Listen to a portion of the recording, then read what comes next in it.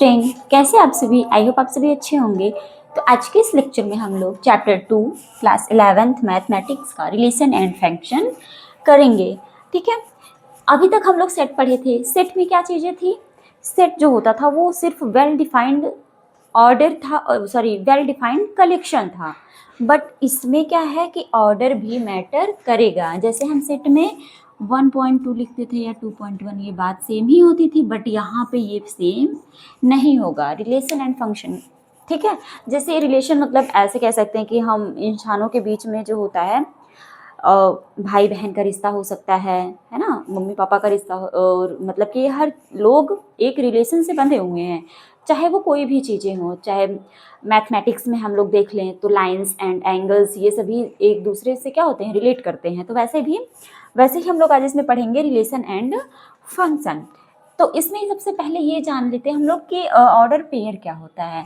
तो a pair in which order is important, ऐसा pair जिसमें ऑर्डर क्या हो, इम्पॉर्टेंट हो। इसमें सेट में क्या होता है, ऑर्डर इज नॉट इम्पॉर्टेंट, इसमें ऑर्डर पेयर इम्पॉर्टेंट नहीं होता है। किसमें? सेट में। बट रिलेशन में क्या होता है, रिलेशन एंड फंक्शन में इसमें ऑर्डर पेयर इम्पॉर्टेंट होता है। यहाँ पे देखो, ये ब्रैकेट के अंदर अगर ऐसे लिखा है तो इसका मतलब ये नोट 2 है, ठीक है, ये ऑर्डर पेयर होगा।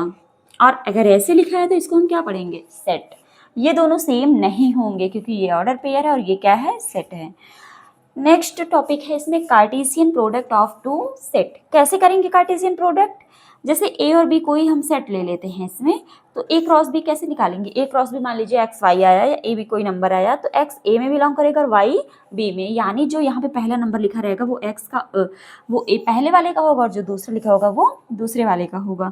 ए में देखते हैं, यहाँ पे एग्जाम्पल हमने यहाँ पे दिया है, जैसे सेट ए में 1 2 है और बी में क्या है, ए बी सी है। तो हम ए क्रॉस बी अगर यहाँ पे निकालेंगे तो यहाँ पे फर्स्ट वाला लेंगे, फिर ये इसके साथ पहले का पहले के साथ, फिर दूसरे के साथ, फिर तीसरे के साथ, 1 A 1 B 1 C, फिर दूसरा लेंगे, दूसरा का फिर पहले के साथ, दूसरे के साथ, तीसरे के साथ, यहाँ 2 A 2 B है, 2 C।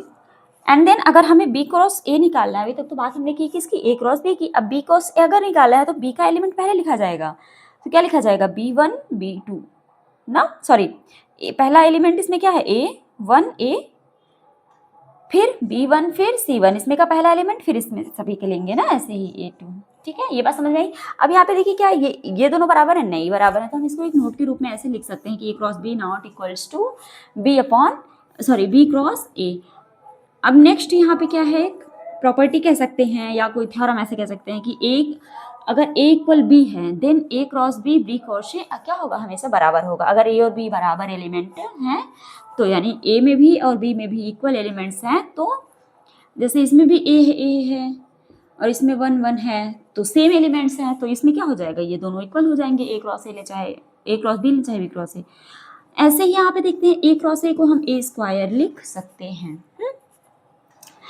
And next A cross B equal 5, if A equal 5 B equal 5, अगर A और B दोनों 5 है तो A क्रॉस B निकालने पर भी 5 आएगा। अब यहाँ पे A क्रॉस B 5 कब नहीं होगा, जब एक में एलिमेंट नहीं होंगे दूसरे में होंगे, चाहे जो भी हो सकता है उसमें ना।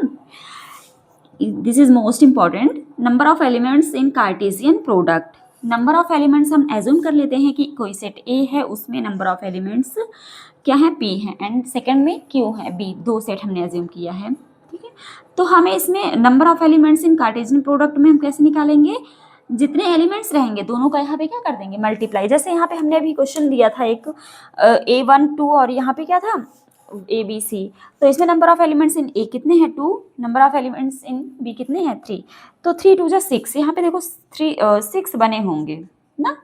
तो आई होप आपको यहाँ तक चीज़ें समझ में आई होंगी, ये आप नोट कर लीजिएगा। इसके बाद हम लोग यहाँ पे चैप्टर ये 2 है, इसमें हम लोग 2.1 नेक्स्ट क्लास में करेंगे। तब तक के लिए thank you so much and